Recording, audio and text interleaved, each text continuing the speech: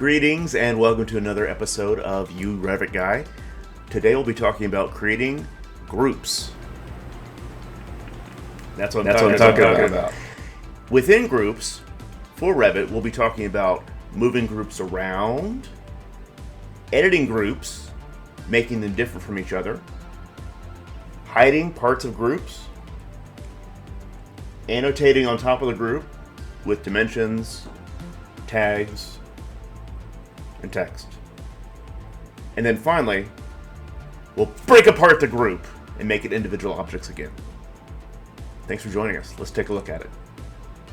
In this Revit model, we'll be looking at creating groups. I have a full layout of spaces on this drawing. Each of these are actually the same exact size. That is not typical, but I'm going to show you the best case scenario for using groups at this time. All of these objects currently in this room space are separate elements of furniture and a few walls. Notice that this wall and this wall are separate from the other walls. That's going to be important as these green walls are going to be included in the group. Select all of those objects, look at the filtering tool. Notice that I have doors, furniture, some lines for the outline, planter, which is that tree, some walls, and window. Click OK to continue. Now that I have those selected, looking at the Modify tab, Create panel, choose the Groups option for Create Group. GP is the shortcut key for that. Creates a group of elements for easy reuse. Similar to a block in AutoCAD. Click that, it asks for a name. I'll call it Office-1. It has Open in Group Editor. I'll leave that closed unchecked for right now. Click OK. Now, when I click on this object, it is now joined together as one element, or a group. That is the beauty of using groups. It joins things together that are not normally joined together with an object to help them from separating and also to easily access them in different locations. Now that I have this group element created, I'm going to select the object. Notice that it says in Properties Model Group, Office-1, all selected as one object. In the Modify Model Groups tab, I have a Groups panel with options for Edit Group, Ungroup, or Link. Right now I'm going to select these and use a modifier tool as Mirror, and I will translate those all the way across this floor plan to every space.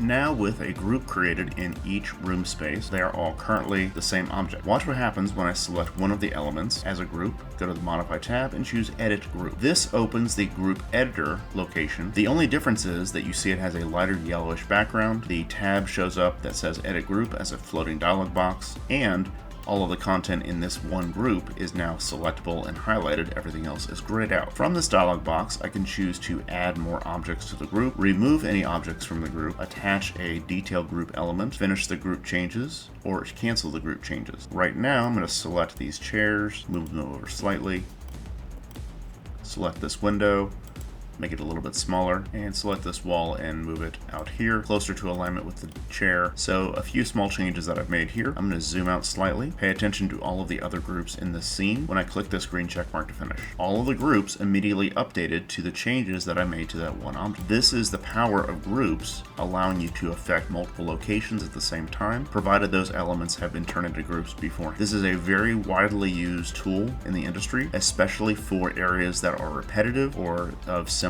design. I've used this personally in elements such as schools, hospitals, elevator lobbies, anything that would be very consistent in a number of room spaces or from a floor-to-floor standpoint. Selecting this object here, look at the Properties menu, and you see where it says Model Group Office-1. I will click Edit Type, and you have a few options in here, but nothing that's really going to help me at this time. All I'm going to do is choose the Duplicate option and make a new group version that says Office-2. Click OK. Selecting that same group that says Office-2, choose Edit Group. Now I'm going to make some larger changes. I'm going to delete this tree. I'm going to add a component of a sofa, delete this wall, move it back in a little bit, rotate these chairs, and add another one in between. Rotate this desk set, move it against this corner of the wall, rotate this desk set as a mirror opposite.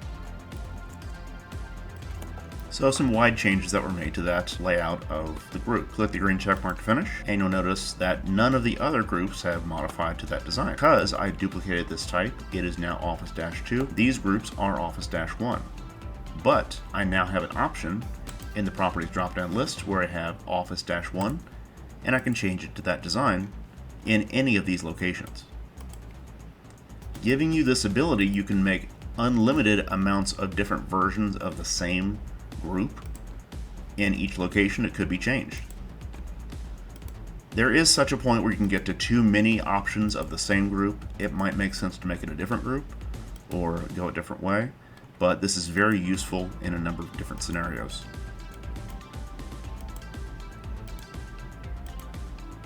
With, again, tens, dozens of different types of designs, you can affect each one of those as either room types or room layouts.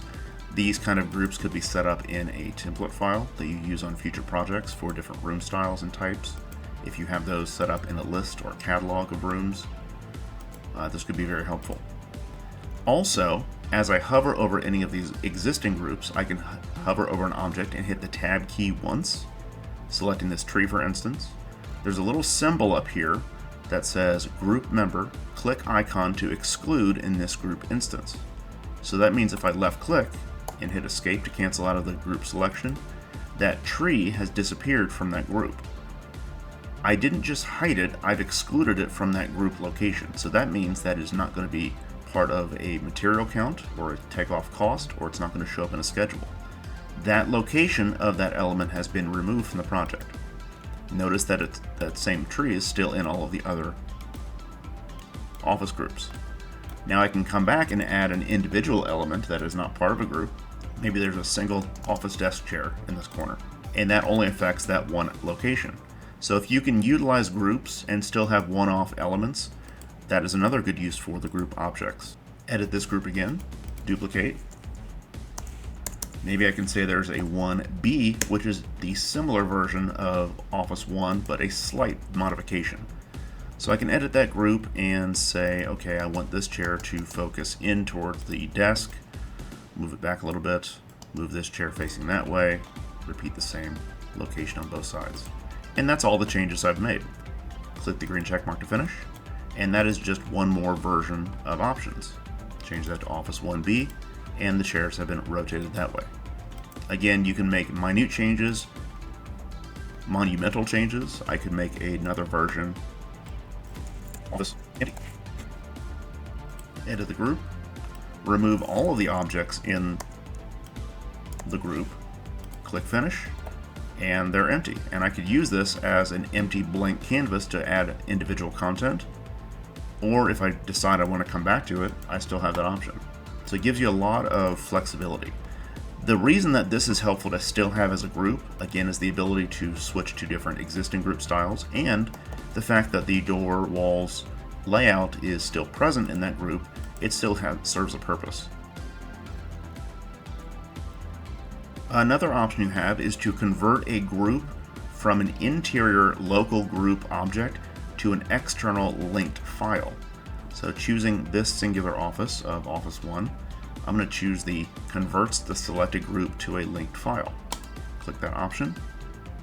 It'll ask you if you want to replace it with a new project file or replace it with an existing project file. The new project file saves the group that I currently have selected as a new project and removes the group instance and its locations and replaces them with a linked file to the project. So make sure this is the right choice that you want to take, because it is not easily reversible. I'll choose new project. It's going to ask me where I want to place that. Locate it on the desktop here. And it is going to save it as a project RVT file. And click OK. Now that I've done so, when I click on this office, notice that it changes to a RVT linked, and this is now a Revit linked. All of the other offices are still here as a grouped element. This one alone has been changed to a Revit linked file. So a good use for the linked file version of groups is there could be some user working on the main bones and scaffolding and skeleton of the building. Someone else could be responsible for the layout or fit out of each individual room space. You could create multiple different room types and then load those into your projects as linked elements. Therefore, you could have separation of responsibility. You could have multiple people working in different locations, not on the same server or network location. You can have them as consultants that are working outside of the company. This provides a lot of extra flexibility that you cannot have using Revit with a live network server access requirement, unless you're using something like Autodesk BIM 360. With this linked file, it is now included as a Revit link, shown here, office1.rvt. Nope, sorry, group office1.rvt. It is loaded, it's listed as an underlay, the saved location would be there, and I can reload it, I can remove it, I can modify it to any degree that I wish. The only difference is that these other offices are now groups, and I can replace them with the one I just added. So I can click on this one and choose link again, and I can say, instead of replace with new project, I can replace it with an existing project file, and I choose that group office that I just created, and it replaces it with that one. Again, it removes the opportunity to be able to change it to a different type once you do so, but it's yet another amount of flexibility that you have in the tools. Going to another project, I have a layout here of multiple floor rooms of a hotel. Going into this hotel building, I'm on the second floor, selecting all of the objects in this one room. Make sure I filter out anything I don't want selected, including the demising wall. Click the filter tool. I have all of these objects selected. I'm going to turn those into a group as well. Click OK to continue. It's going to ask me to name this. I'll call it guest room 1.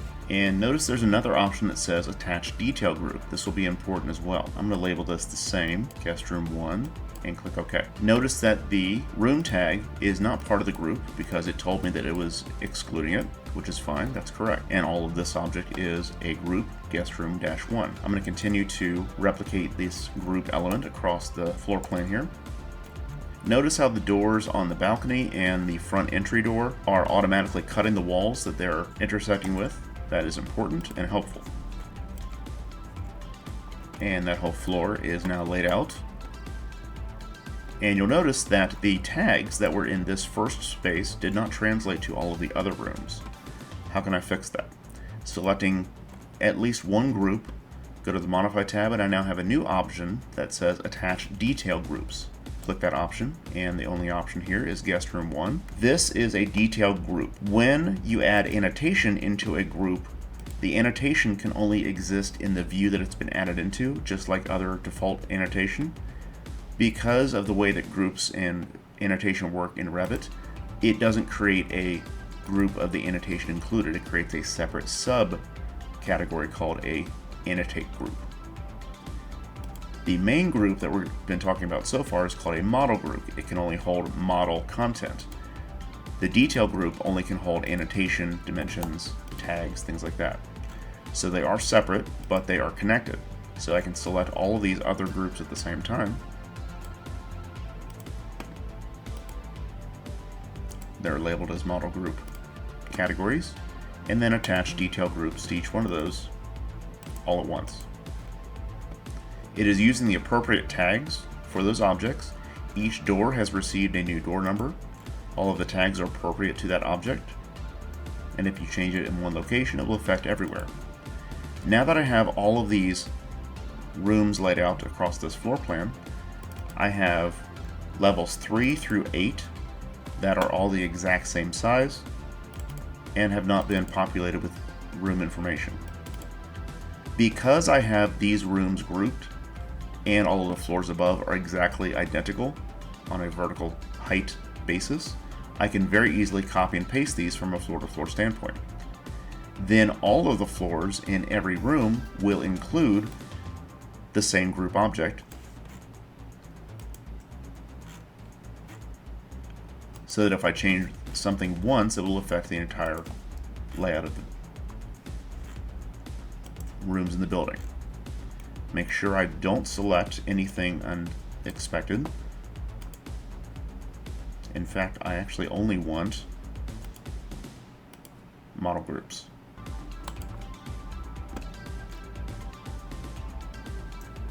Go to the Modify tab, Clipboard panel, and choose Copy to Clipboard. Control-C is the same tool. And then you have a Paste drop-down list where I'm going to choose Paste Align to Selected Levels. And then choose levels 3 through 8. It will think for a second. and then that will have transferred a copy of all of those members to each floor, where now floor 3 is laid out with the exact same conditions. Floor 6 is laid out as well. As long as everything is consistent, it's very easy to use the groups in this manner. When they are different, you will have to adjust the groups so that it doesn't incorporate the entire space. There could be extension of walls that go beyond the group's available length or extent, but you can still incorporate groups in that method. So I'm on floor 6, room 606 here. What if this room is slightly different?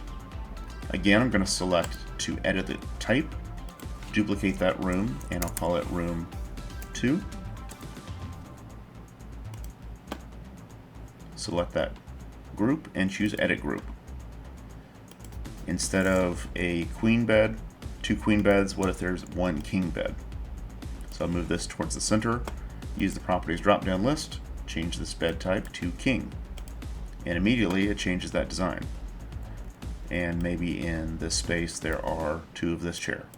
Use the space bar to rotate that, and again click the green check mark to finish. So now I have a new style, and if I select all of those groups, model groups, attach detail group, and now each one of those rooms has been filtered with the same amount of annotated information. You will need to go to each floor plan, each view, and include the detail group separate. Again, because it's annotation, it only shows up in the one view where they're at. I would highly stress that if you are going to populate all floors in your building with the same multiple grouped layouts, make sure that you spend extra time verifying that the groups are as accurate as possible, because after you have copied these to multiple floors, it's going to exponentially take time to fix any errors that were made beforehand. So if you can catch those errors and make everything as correct as possible first, that will save a lot of time. Lastly, an option that you have is to select the group and choose ungroup. That removes it as being a grouped object, giving you the ability to independently make changes that will not affect the other groups. This is no longer a grouped element, so you would only use this in a one-off situation most likely. Maybe this is a single twin bed inside of an empty room, maybe the cheapest room in the hotel. But you can have as many of those different options as you want. They could remain as groups, or you could ungroup them. It does not affect the Revit model in any way as far as size or connection goes. The one caveat I will share is that any wall-hosted items that are attached to objects not in the group as walls, if there are walls that are not attached in the group is what I'm saying, the wall-hosted items cannot exist in the group because the wall is not part of the group. Such as this demising wall was not part of the groups that I created. If there was a wall-hosted object on this wall, it could not be included in the group because it would cause errors owing to the fact that the wall is not part of that group, so therefore the wall didn't exist where the object is located in the group. Wall-hosted object cannot exist without the walls they're attached to. This wall in the lavatory or restroom is included in the group, and you could have wall-hosted objects attached to that wall. I've worked with different companies, and I've used this myself, where you can either place a small fake wall at a very minuscule amount of thickness in the group just to represent a location of the wall. You can attach something to it, or you can create a family that is a non-hosted element. This comes into play mostly on wall-hung cabinets. If you are placing a wall-hung cabinet in a group and it is part of a wall that is not part of that group, it can cause issues, and you can either, again, treat it as a non-hosted family, or you can add a minuscule portion of a wall so you can attach to it. Both of those options include a little bit of extra work, because wall-hosted items are, by design, not unhostable, and you have to either recreate the family or find a location to download a resource that is a non-hosted element. Thank you for joining us. I hope you enjoyed that little excerpt from the Revit software on working with groups. I hope that was informative for you and worth reviewing. Please join us again on our next session where we talk more about Revit content. See you next time. This channel is sponsored by IMAGINiT Technologies. With over 20 years of experience and more than 100 industry experts, IMAGINiT is well equipped to assist with any needs for software, training, implementation, including Productivity Now, a video training resource for many types of industry-leading software. Check out the available licensing packages at IMAGINiT.com. Contact IMAGINiT today and mention this channel to get a special offer. Check out our previous videos below. Comment below and tell us more information you'd like to see covered in the Revit software.